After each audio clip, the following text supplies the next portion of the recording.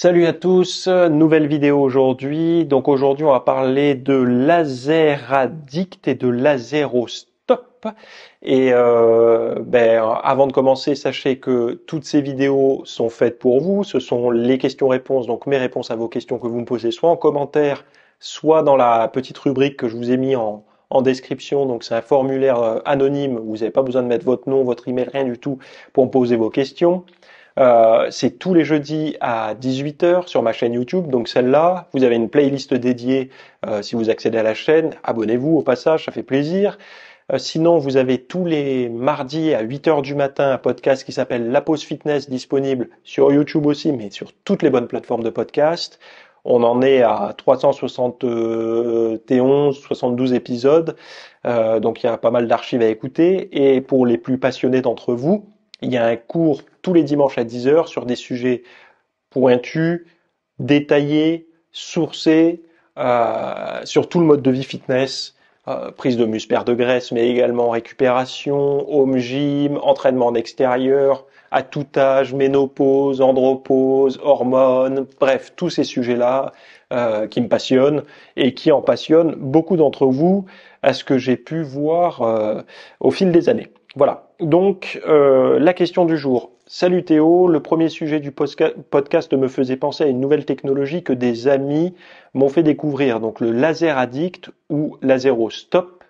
En as-tu déjà entendu parler? Apparemment, c'est une technologie laser de pointe qui stimule des points d'énergie spécifiques pour éliminer instantanément les connexions du cerveau liées à une dépendance et donc supprimer le besoin physique de consommer du sucre. Même si je ne suis pas addict, je m'interroge. Cela pourrait être un super remède pour se passer du sucre, tout comme certains qui passent par cette option pour se passer de la nicotine.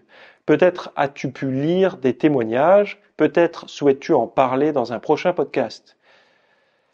Alors, je ne vais pas parler spécifiquement de cette méthode, mais je vais parler globalement des méthodes pour lutter contre les addictions. Une des méthodes les plus connues pour lutter contre les addictions alimentaires aujourd'hui, même si on n'en a pas l'impression, mais c'en est une, c'est la chirurgie bariatrique. Pourquoi? Parce que vous avez là des individus obèses, en obésité souvent morbide, qui ont recours à une opération parce qu'ils ne sont pas capables, par manque de force, de conseils, etc., de perdre du poids.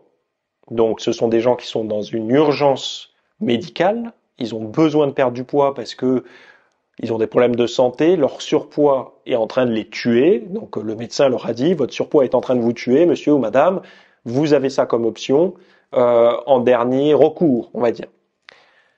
Alors il y en a qui vont dire, oui, mais ils pourraient faire autrement, s'ils font un régime et tout. Non. En fait, il faut vous dire une chose, c'est que ces gens-là, s'ils en viennent à faire cette chirurgie, c'est qu'ils ne peuvent pas faire autrement. S'ils avaient d'autres solutions, et ça ne plaît à personne de passer sur le billard, se faire enlever des morceaux, raccorder d'autres, voilà, non, c'est pas intéressant. Enfin, c'est quand même une chirurgie assez lourde, avec une anesthésie générale, avec des effets secondaires très sérieux et des problèmes qui vont les suivre toute leur vie après. Je vais peut-être en parler un peu ici, mais il y a quand même des problèmes suite à ces chirurgies.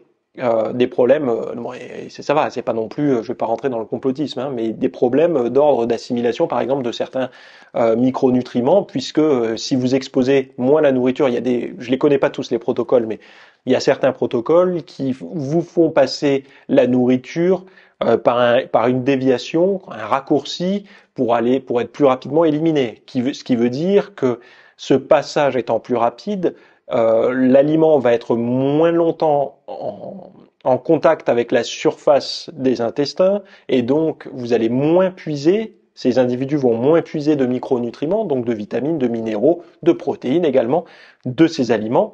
Donc forcément, ce sont des gens qui probablement devraient ou devront ou seront sous traitement de certaines vitamines et minéraux pour pas être carencés.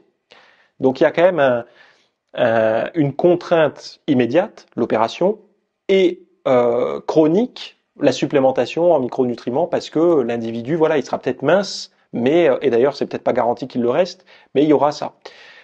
Après, c'est très facile pour les gens qui n'ont jamais été en surpoids de dire il suffit d'aller faire du sport et tout. Vous savez, les addictions, c'est pas quelque chose de simple. Les addictions, sinon ça s'appellerait pas addiction, que ça soit une addiction. Là, vous parlez, il parlait dans l'énoncé de la nicotine, mais il y a la nicotine, il y a l'alcool, il y a aujourd'hui on s'en rend pas compte, mais il y a la dopamine. Vous avez déjà vu un arrêt de bus aujourd'hui quand je fais la vidéo, on est en 2024. Allez à 17 heures près des arrêts de bus. Ah, faites attention si vous êtes un homme, rôdez pas trop en bagnole à côté d'un arrêt de bus parce que c'est suspect. Mais regardez, vous passez à côté d'un arrêt de bus au moment de l'heure du ramassage scolaire, vous allez regarder ce qui se passe. Vous avez que des têtes penchées vers des écrans. C'est fini, les gens comme nous, nos générations, là, si vous avez à peu près entre 30 et 40 ans aujourd'hui, c'est terminé, les petites bousculades qu'on avait en attendant le bus, ou voilà, les petits groupes comme ça qu'il y avait, où on parlait, où il y avait une certaine énergie, c'est terminé. Maintenant, vous avez des zombies comme ça, sur un écran, et qui ne se parlent pas. C'est l'addiction à la dopamine, l'addiction aux écrans, à tout ce qui peut s'y passer, à tout ce qu'on pourrait rater ou tout ce qui est dans le coup, etc. Mais la nicotine en est une autre, l'alcool en est une autre, la drogue en est une autre, le sexe en est, enfin bon, le sexe, heureusement qu'il y a une petite addiction à ça, parce que sinon l'espèce humaine n'aurait pas pu se reproduire. Donc je sais pas si on peut parler vraiment d'addiction au sexe, mais bon, certains disent que oui. Puis il y a des moments où ça devient vraiment pathologique, où il y a vraiment un dérangement de ce côté-là, où il y a une suractivité dérangeante, une libido débordante.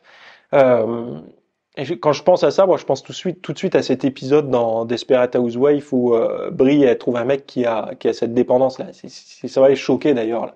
Bon, je vais pas spoiler, mais regardez-le si vous êtes dedans, vous comprendrez un petit peu ce qu'est la dépendance et l'addiction au sexe. Euh, donc, je reviens à ton sujet. Est-ce que c'est intéressant ces thérapies laser, machin, pour supprimer une addiction? Tu vas peut-être me trouver un peu, encore une fois, moralisateur et tout, mais moi, je préfère en première intention faire un bilan avec l'individu. Alors, admettons, si jamais on me dit, si toi demain, si moi là, je subissais une addiction X ou Y.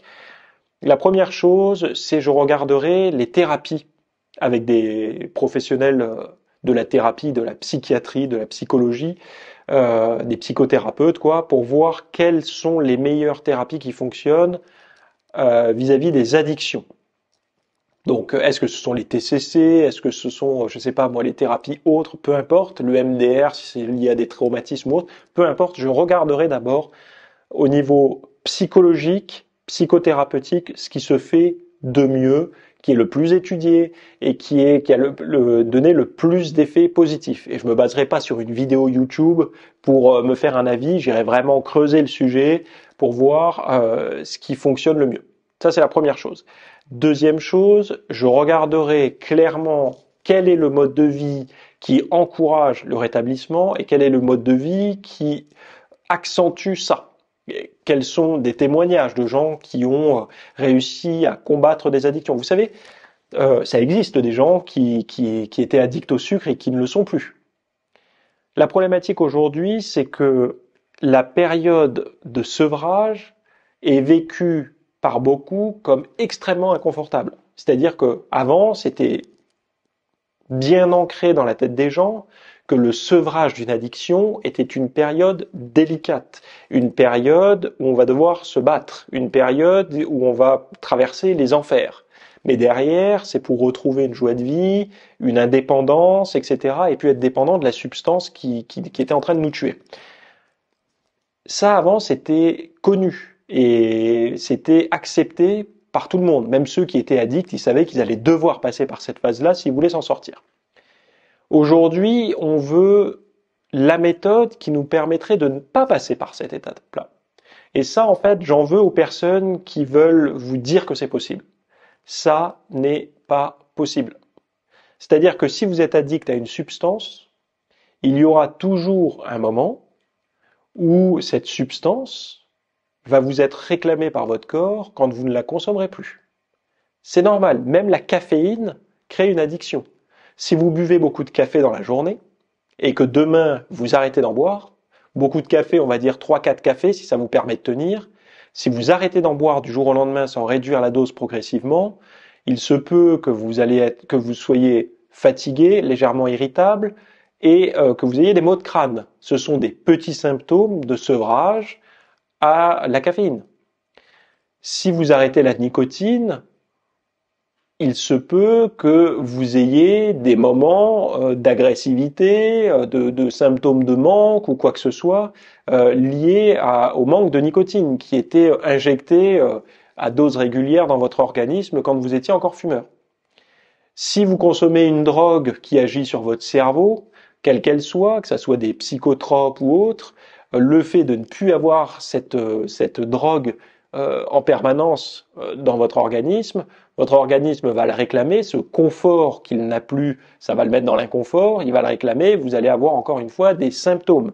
Donc ça n'est pas nouveau. Le sucre, c'est exactement la même chose. Si vous êtes habitué à manger du sucre matin, midi et soir et à toutes vos collations, et quand je dis du sucre, c'est pas simplement des produits au goût sucré, ça peut être juste de manger des pâtes blanches, du pain blanc, des biscottes, je sais pas moi, des produits à base de fruits comme des compotes, des choses comme ça, très régulièrement, et que du jour au lendemain vous dites je fais le régime sans sucre, ça va pas bien se passer au début. Vous allez vous dire, oh là là, mais ça me manque. Donc vous allez un peu batailler en essayant de tromper l'adversaire en prenant des édulcorants ou en mettant un peu de cannelle et tout ça dans vos préparations pour essayer de mimer un petit peu ça. Mais ça ne veut pas dire, il faut être honnête, ça ne veut pas dire que vous aurez la satisfaction similaire à une fraise tagada ou à une tartine de Nutella. Non, il faut être à un moment donné honnête avec les gens. Donc, moi personnellement, j'ai pas envie de me faire sabro-laserifier le cerveau pour perdre une addiction au sucre. Mais après, c'est un point de vue personnel et je ne suis pas dans la pathologie, et je ne suis pas dans la souffrance et je suis pas addict au sucre. Mais après, si j'étais dans une situation où le médecin me disait arrête le sucre ou il te reste 2 mois à vivre et que même en sachant ça, je suis incapable d'arrêter de manger du sucre, à un moment donné, c'est non-assistance à personne en danger. Il faut agir, il faut faire quelque chose. Et il y a les bénéfices-risques. Moi, je connais rien à la pratique dont tu me parles là. Je la connais pas, puisque moi, ces méthodes-là, je vais te dire honnêtement, même la chirurgie bariatrique ne m'intéresse pas vraiment, puisque dans le monde du sport, on a très rarement affaire à des gens qui subissent ce genre d'intervention. On les a parfois après. Donc elles viennent nous voir, j'ai fait ça, ça m'a permis de perdre beaucoup de poids et du coup j'ai trouvé la motivation et tout. Et d'ailleurs, ce qui est intéressant de voir, c'est qu'il y avait eu des études qui étaient faites et cette restriction alimentaire on leur avait fait faire la même restriction mais sans la chirurgie et les gens avaient, parce que vous savez quand on fait ces chirurgies, après on peut plus manger beaucoup, il y en a qui, enfin selon les méthodes qu'on utilise, vous mangez un peu, donc c'est les trucs de réduction de l'estomac là. Vous mangez un peu, vous êtes tout de suite calé. Et ils avaient fait faire la même chose sans l'intervention à des gens, et ça marche aussi bien quoi. Mais bon, c'est très difficile puisque il y en a où ils ont comment dire cette incapacité de manger parce que l'estomac est rapidement plein. Et puis il y en a qui trouvaient des stratégies. C'est-à-dire que l'estomac, dès que vous mangez un peu du solide, ça passe pas. Mais vous allez trouver la parade de la crème glacée bien liquide, des compotes, des sodas. Ils pouvaient en enchaîner, c'est liquide mais plein de sucre. Donc, en fait, moi, tout ce que ça, c'est le traitement aigu, mais il doit toujours avoir derrière l'éducation. Il faut que la personne, elle se dise, ok, je suis arrivé là parce que j'ai eu tel comportement, mais vous savez, souvent les gens, on les juge coupables, ils le savent bien que c'est pas ça qu'il faut manger. Non, j'ai rencontré des gens qui n'ont aucune idée. Je parlais à un ami la dernière fois, il me dit, mais si, moi je mange des légumes, et il me parle des petites galettes de légumes surgelés, mélange patate douce. C'est de l'éducation après. On n'est pas tous intéressés par la nutrition. Pour lui, c'était des légumes. Dans les termes, il n'a pas vraiment tort, puisque dedans il y avait un peu de légumes probablement. Hein.